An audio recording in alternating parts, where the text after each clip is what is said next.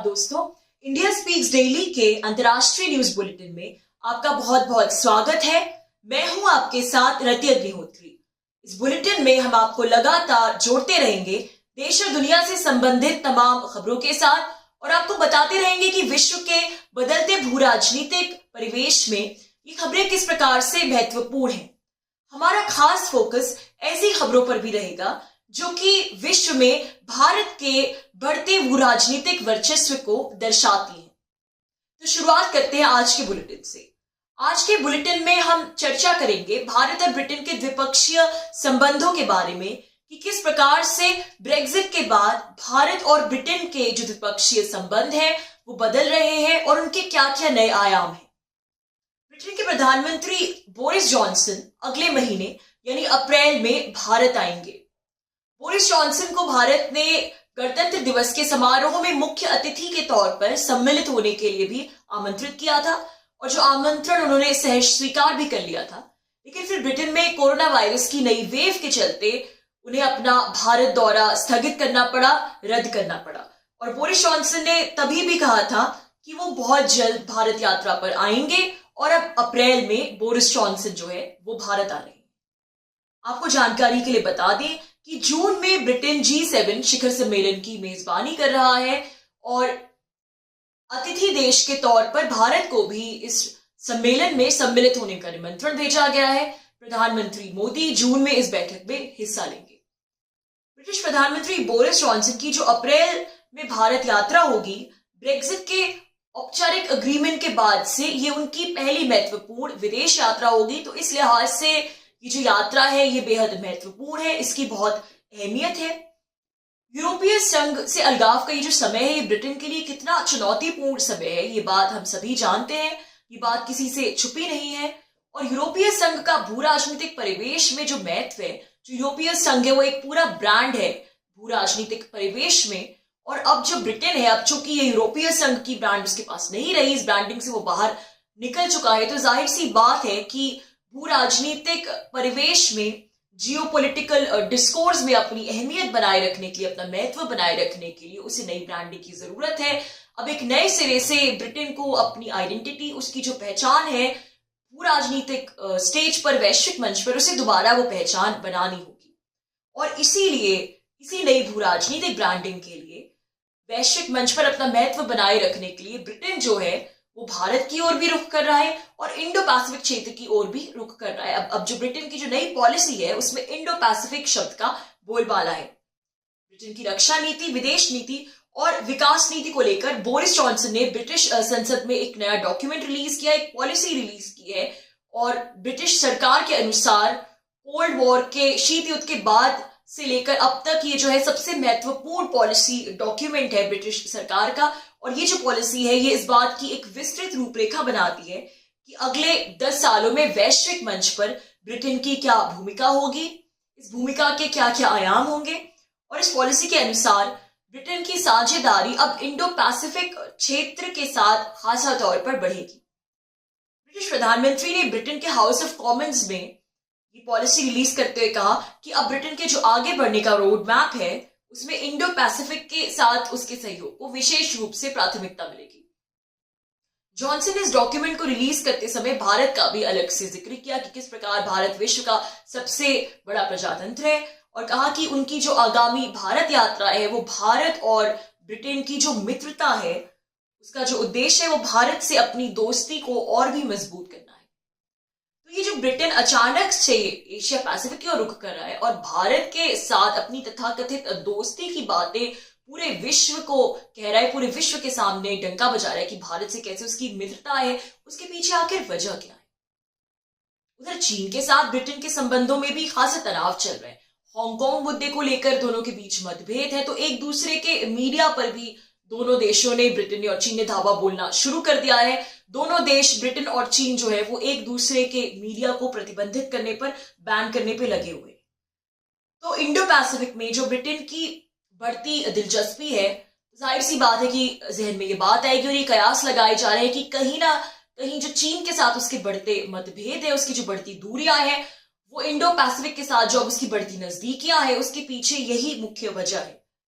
लेकिन बात इतनी सरल भी नहीं है। कूटनीतिक तौर पर ब्रिटेन के चीन के साथ तो मतभेद जरूर है, लेकिन जो दोनों के व्यापारिक संबंध है, व्यापारिक रिश्ते, वो ज्यों के त्यों बने हुए हैं, बल्कि और भी बेहतरी की ओर अग्रसर हो रहे हैं। दोनों के बीच जो कूटनीतिक विवाद है, उसका कोई भी नकारात्मक असर उनके व्यापारिक संबंधों पर फिलहाल तो नहीं दिख रहा। चीन और ब्रिटेन का किसी क्षेत्र को लेकर कोई बाउंड्री डिस्प्यूट भी नहीं है। दोनों के बीच कोई किसी प्रकार का कोई व्यापार युद्ध भी नहीं चल रहा कि जिस प्रकार से अमेरिका और चीन के बीच लंबे समय तक व्यापार युद्ध चला, उस प्रकार का भी कोई मतभेद नहीं है चीन और ब्रिटेन के बीच में। बोरिस जॉनसन ने ये जो ब्रिटेन की विदेश नीति और रक्षा नीति को लेकर नई पॉलिसी रिलीज की है, उसका जो चीन का लेकर मत है, उसमें भी बहुत सारे विरोधाभासों की भरमार है। एक तरफ तो ये नई पॉलिसी कहती है कि जो चीन है वो ब्रिटेन की अर्थव्यवस्था के लिए खतरा है, तो दूसरी तरफ साथ ही ये भी कहती है कि ब्रिटेन को चीन के साथ अपने व्यापारिक संबंधों पर अंकुश नहीं लगाने चाहिए, इन्हें आगे बढ़ाना चाहिए। बोरिस जॉनसन पॉलिसी रिलीज करते समय ब्रिटेन की संसद में चीन के बारे में ये भी कहते हैं कि जो लोग चाहते हैं कि ब्रिटेन और चीन को एक नया शीत युद्ध छेड़ देना चाहिए, ब्रिटेन को चीन के खिलाफ एक नया शीत युद्ध छेड़ देना चाहिए और अपनी अर्थव्यवस्था को चीन से बिल्कुल अलग थलग कर लेना चाहिए। जो लोग ये सोचते हैं, उनका ये मानना और सोचना बिल्कुल गलत है। वो कहते हैं कि ब्रिटेन जैसे मुक्त समाज के लिए खतरा है। बोरिस जॉनसन एक तरफ ये कहते हैं, तो दूसरी तरफ ये भी कहते हैं कि जहां दोनों के हित मिलते हैं, वहां दोनों को आपस में मिलकर काम करना चाहिए, बातचीत करनी चाहिए। तो अब आप देख सकते हैं कि जो ब्रिटेन की जो नई पॉलिसी है और जो बोरिस जॉनसन खुद भी कह रहे हैं, उन सभी चीजों में कितने ज्यादा विरोधाभास हैं चीन को लेकर, और चीन को लेकर ब्रिटेन की कोई भी जो पोजीशन है, उसकी जो नीति है, वो बिल्कुल भी स्पष्ट नहीं हो पा रही है। तो भारत को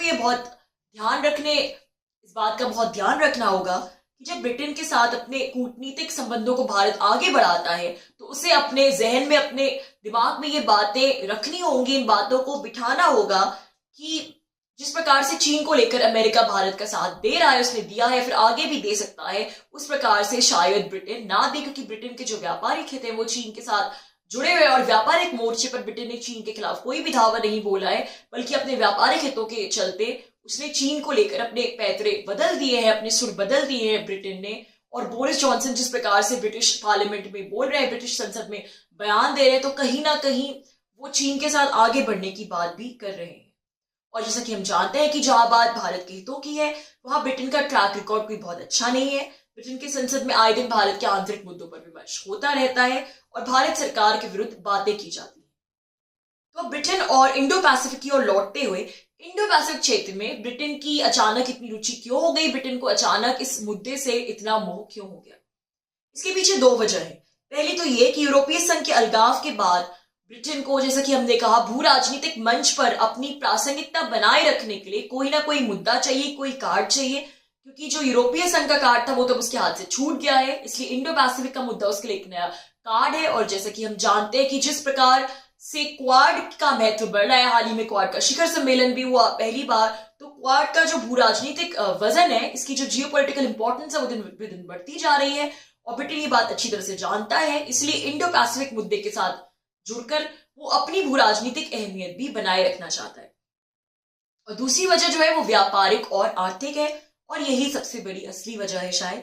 ब्रेक्जिट से अलगाव के बाद अब ब्रिटेन को नए सिरे से व्यापारिक साझेदारी करनी होगी बहुत सारे देशों के साथ, उसको नए सिरे से व्यापारिक समझौते करने होंगे, क्योंकि यूरोपीय संघ से अलगाव के बाद ब्रिटेन नहीं चाहता कि उसकी अर्थव्यवस्था को कोई नुकसान पहुंचे, इसलिए उसको नए सिरे से अपनी जो ट्रेड पॉलिसीज हैं वो बनानी होगी, और इसीलिए वो भारत को लेकर आस लगाए बैठा है। और दूसरा, इंडो पैसिफिक देशों की तरफ ब्रिटेन ने comprehensive and progressive agreement for trans Pacific partnership का हिस्सा बनने की इच्छा जाहिर की है।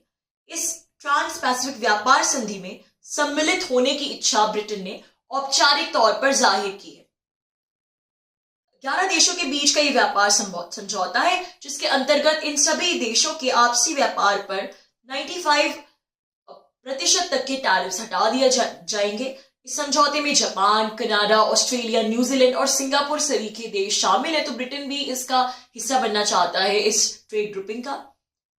भारत की तरफ जो ब्रिटेन दोस्ती का हाथ बढ़ा रहा है, उसके पीछे भी यही वजह है कि वो भारत के साथ भी एक मुक्त व्यापार समझौता करना चाहता है। और जैसे कि हमने पहले बुलेटिन में कहा भी था कि भारत यूरोपीय संघ के साथ और ब्रिटेन के साथ, दोनों में से किसी के साथ यह समझौता करने का विचार कर रहा है। भारत को बहुत सोच समझ के चलना होगा, क्योंकि ब्रिटेन इस वक्त उस प्रकार उसके सामने जो मीठा बन के पेश आ रहा है, प्रस्तुत हो रहा है, उसकी मुख्य वजह यही है कि वो भारत से अपने व्यापारिक हित चाहता है, व्यापारिक साझेदारी करना चाहता है, और ये मुक्त व्यापार समझौता ताकि भारत इस पर हस्ताक्षर कर दे उसके लिए माहौल बना रहा है। तो भारत को अपने हित देखने होंगे और बहुत सोच समझ के इस समझौते को लेकर भारत को कोई भी निर्णय लेना चाहिए। लेकिन भारत के संदर्भ में उसकी कथनी और करनी में भी बहुत अंतर है। ब्रिटिश संसद में हाल ही के समय, जैसा कि हम जानते हैं, भारत के नए कृषि कानूनों को लेकर इतना हंगामा हुआ, जो तथाकथित किसान आंदोलन है उस पर इतनी चर्चा हुई, इतना विवाद हुआ। और ये पहली बार नहीं है कि ब्रिटिश संसद में भारत के आंतरिक मुद्दों पर बयानबाजी हो रही है, उस पर बहसबाजी हो रही है। इससे पहले भी कितनी बार ऐसा हो चुका है। तो ब्रिटेन को अगर भारत के साथ अपने द्विपक्षीय संबंधों को और सशक्त करना है तो उसे सुनिश्चित करना होगा कि वो भारत के अस्तित्व का, भारत के स्वायत्व का, उसके स्वतंत्र अस्तित्व का सम्मान करे। उसको ये समझना होगा कि भारत जो है उसकी अपनी एक अलग पहचान है, भारत के प्रजातंत्र का सम्मान करना होगा, और उसे ये बात घर बिठानी होगी अपने दिमाग में कि वो भारत के आंतरिक मामलों में दखल अंदाजी नहीं कर सकता। और भारत अब एक स्वतंत्र देश है, उसे समझना होगा वह अब उसके अधीन नहीं है, उसकी कॉलोनी नहीं।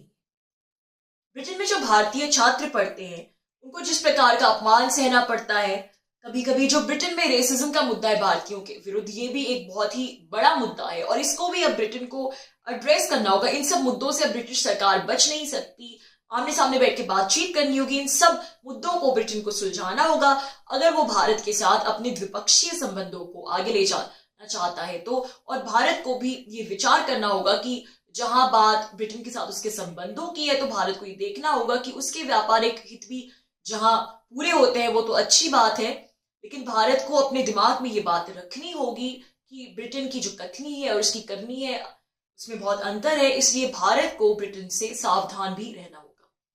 दोस्तों, आज के लिए बस इतना ही। बहुत जल्द आपसे फिर मुलाकात होगी कुछ नई खबरों के साथ। तब तक के लिए अनुमति दीजिए। नमस्कार।